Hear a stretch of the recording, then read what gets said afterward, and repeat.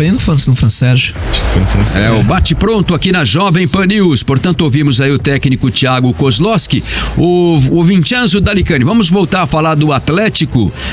Léo Link se sente pronto para ser titular no Atlético Paranaense, com essa situação aí do Bento, né, de poder ser negociado a qualquer momento aí com o futebol europeu.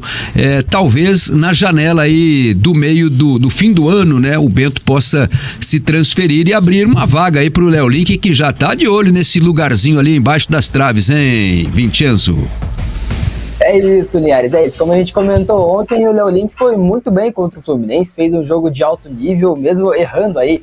Quem tá no YouTube está acompanhando as imagens das grandes defesas do Léo Link a partir do último domingo. E eu fui buscar o comparativo entre esse jogo do Léo Link contra o Fluminense e do jogo do Bento contra o River Plate na Argentina, partida que ficou muito marcada na carreira do Bento, que não foi a estreia dele pelo Atlético, como muita gente acha. Foi o terceiro jogo do Bento pelo profissional atleticano, mas ele foi muito bem na Argentina também contra o River Plate, pelas oitavas de final da Copa Libertadores da América de 2020. Então, nesses dois jogos, o Léo Link contra o Fluminense teve 8 defesas, número alto. O Bento contra o River Plate também teve 8 defesas. Nesse jogo contra o Fluminense, o Léo Link teve 4 defesas dentro da grande área. Contra o River Plate, o Bento teve 5 defesas dentro da grande área. Então são jogos muito parecidos, jogos de números parecidos, entre goleiros também, de características parecidas, né? Os dois sempre muito, muito bem posicionados, goleiros seguros, que tem a cara aí da preparação boa de goleiros do Atlético. Também tem o Mikael como uma opção muito boa para o futuro, e o Gabriel Pereira, que tem a mesma idade do Mikael e que também é muito bom goleiro, fez 2 Copas São Paulo de futebol júnior muito boas neste ano e no ano passado. O Léo Link, então, como o Linhares falou, quando foi perguntado sobre uma possível transferência do Bento, se ele estaria preparado, disse que sim, que está preparado. Como eu falei, eu tenho treinado muito, tenho me esforçado muito, porque a régua aqui é muito alta. O nome do nosso CT é de um goleiro. Então, assim, os últimos 3, principalmente, que jogaram aqui foram o Everton, Santos e Bento, os 3 convocados. Então, eu me sinto pronto, sim. Lógico que acontecem erros, estou suscetível, mas eu me sinto pronto, sim. Torço muito por ele, sendo goleiro do Atlético, sendo goleiro de qualquer outra equipe. Em questão à lesão do Bento, acredito que não seja nada. É um desconfortozinho, então acredito que entre terça e quarta ele já esteja de volta para ajudar a gente no jogo de sábado. O Léo Link, então, se sente preparado e está preparado que pode substituir novamente o Bento no final de semana contra o Atlético Mineiro. O Bento ficou fora da partida contra o Fluminense neste último domingo por um desconforto no músculo posterior da coxa. Ficou fora da partida, como disse o Léo Link, entre hoje e amanhã deve voltar a treinar, mas a informação que a gente tem é que ele pode, não é uma ideia que está descartada pela comissão do Atlético. Há a possibilidade de que o Bento seja poupado contra o Atlético Mineiro, até pela convocação dele para a seleção brasileira, né? O Bento viajaria na semana seguinte ao jogo do Atlético Mineiro para integrar a delegação do Fernando Diniz com a seleção brasileira. Então, não há necessidade aí, com a confiança no Léo Link, né? Não há necessidade que o Atlético force alguma situação com o Bento. Mas então o Atlético tem 2 opções confiáveis para o gol. Léo Link pode jogar contra o Atlético Mineiro, mas o Bento também deve ficar à disposição aí neste final de semana pelo Campeonato Brasileiro. Então tá aí a notícia do Léo Link, né? Pode ganhar mais uma oportunidade como titular, né? Porque o Bento não pôde jogar contra o Fluminense, em cima da hora, né? Foi substituído. E aí vai se avaliar a situação dele, porque até o Bento não pode correr o risco de se machucar, porque ele daí perde essa convocação, né? Que é importante aí na questão de valorização do passe. A gente tá até falando fora do ar aqui, né, Dalk? O Bento ficou aqui no Atlético, teve a oferta lá do Benfica, né, para ir pro futebol português, tal. O Atlético segurou, os valores até eram bem razoáveis para um goleiro. Seria, acho que, a maior transação até envolvendo um goleiro no futebol brasileiro, né, em termos de euros. E agora, com a ida do Bento à seleção brasileira, valoriza mais. Ele vai, no mínimo, aumentar, vai dobrar o valor aí do Bento, né, no mercado. E até abre também um mercado a mais, né? Porque o mercado inglês, por exemplo, né? É um que o jogador precisa ter uma convocação para a seleção, senão não joga lá, né? Não consegue nem o visto de trabalho por lá. Então seria bem interessante, assim, porque, assim, não é nada demais também, né? Porque o Bento merece. Sim. Né? Super. Meu Deus. Acho que não tem... Não, ele tá trabalhando para discussão. conquistar isso que ele tá conquistando, né? eu É acho que trabalho, o Bento, isso é trabalho. Não o próximo tem outra... ciclo é inteiro do Bento. O próximo ciclo de Copa do Mundo, assim, a partir de 2026, é claro, né? 2026 ainda vai ser Alisson, Ederson e mais um, que deve ser o Bento.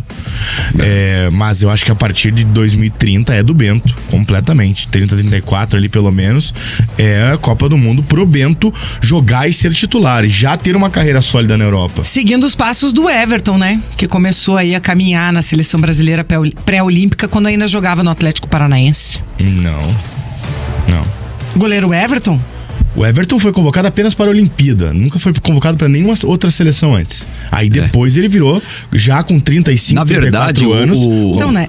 Olímpico, eu falei. Sim, seleção olímpica. Você falou pré-olímpico, mas é que o olímpico porque ele era um dos jogadores fora. E não era pra ser o Everton. Era o Fernando Praz que tinha sido convocado. O Fernando Praz machucou. Ele machucou e o Everton Não, entrou. e o Tite foi... O Tite foi assistir um jogo lá no Mineirão, entre Cruzeiro e Atlético. Pra ver o Fábio. Pra ver o... Não, e não foi nem ver goleiro. Ele foi lá ver um outro jogador lá que ele foi olhar. Aí o Everton pegou pênalti. Oi?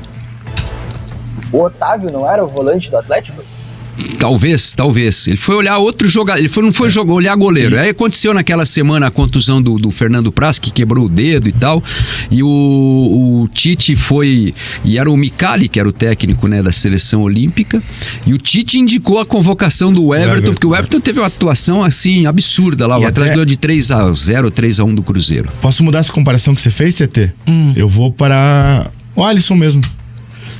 Eu acho que o Bento vai seguir muito o passo do Alisson, pra ser bem sincero. Né? Um jogador que... E o Bento ainda se tornou maior dentro do futebol brasileiro do que o Alisson, né?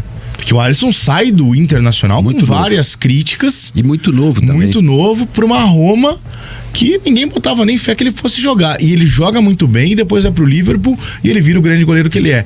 Então eu acho que o Bento ele vai sair ainda mais pronto do Brasil.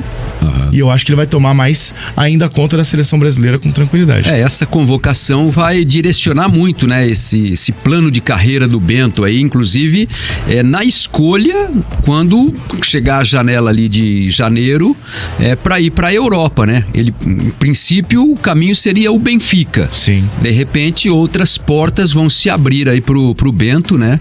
Inclusive da Premier League, né? Com essas convocações na seleção brasileira. Até uma mensagem aqui falando que o Alisson e o Everton... Pode falar. O Barcelona, saiu uma notícia recentemente que o Barcelona vai também tentar uma proposta no final do ano pelo Bento. Também teve, conviveu com o interesse de clubes italianos, como a Juventus e a Internazionale de Milão, né? Então já tem um mercado muito grande, como o Dalton falou, se abre as portas da Inglaterra também para essa convocação, né? O João Vitor Alves falou que o Alisson e o Ederson já estão velhos. Rapaz, os dois têm 30 anos. Goleiro? Pô. Muito bem, 1h36, o Bate Pronto tem oferecimento do Consórcio Servopa. Está planejando um carro novo, a casa própria, uma reforma? Com o Consórcio Servopa, tudo pode ser realidade. Acesse consórcioservopa.com.br e conquiste agora. Todos os esportes e os grandes campeonatos estão na KTO.com. Entra lá e dá uma brincada. KTO.com, onde a diversão acontece. Rápido intervalo aqui na Jovem Pan News. Seguimos com a nossa live no intervalo no YouTube Jovem Pan Grupo RIC. Deixe o seu like aí na nossa transmissão, vote na nossa enquete. Canóbio vai cumprir suspensão contra o Galo. Você acha que ele vai fazer falta no time do Atlético, sim ou não? Deixe lá o seu voto. Voltamos já na Jovem Pan News, mas seguimos com o YouTube Jovem Pan Grupo RIC, a nossa live do Bate Pronto aqui na Jovem Pan News. Você está ouvindo Bate Pronto Curitiba. Continue conectado com a gente no Instagram, @Jovem Pan News Curitiba, no site jovempan.com.br, na TV Jovem Pan e no rádio em 107.1.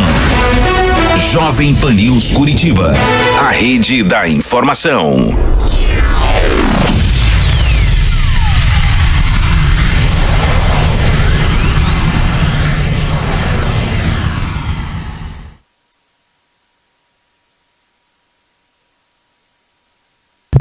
Foi? Estamos de volta? Voltamos O que com temos? a galera aqui.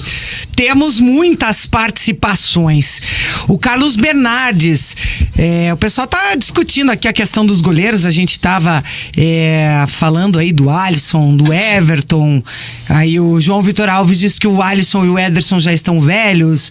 E o Rogério Coelho falando do Micali. Não vou mais errar. Levei uma bronca dele agora. O Alisson é 9'2" e o Ederson é 9'3", cara.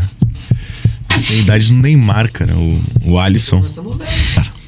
Não, mas eu tô... Não, ele tem a minha idade, pô. Então... O Maicon Formosa, o Mas Coxa joga mais uma Copa ainda, hein? O Alisson. Maicon Formosa, o Coxa tá parecendo casa de caridade de deprimidos eternos. Não tá fácil a vida da torcida Coxa Branca por aqui. Muita gente participando. O Glad dizendo que o Coxa tem que inovar, colocar um travessão retrátil.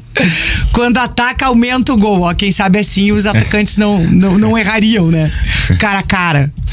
O problema é que tem o Coxa perde muito gol pro goleiro mesmo, né? Os dois do Edu, por exemplo, foi salvo pelo goleiro e tal. Podia até aumentar a trave que não ia mudar muita coisa ali.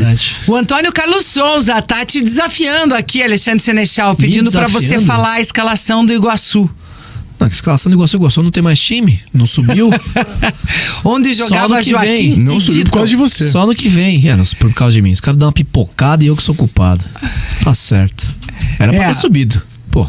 E a galera participando. E o PSTC? Muita gente participando por aqui. Ó, o Robertson Lapinca mandou uma mensagem interessante ali, TT. Essas últimas contratações do Coritiba estão sendo feitas com o valor que estava para ser liberado da SAF ou são valores que o Coritiba recebeu da Liga Forte? E o dinheiro do Paixão, onde foi usado? O futebol hoje é todo coordenado pela SAF. Então, o dinheiro que vai pro futebol, que passa pelo futebol, está na mão do Amodeu, do Arthur, do pessoal da SAF. E aí eles direcionam para contratações e tudo mais. Tem aquela questão de investimento de 120 milhões no futebol por ano, né? Contratual.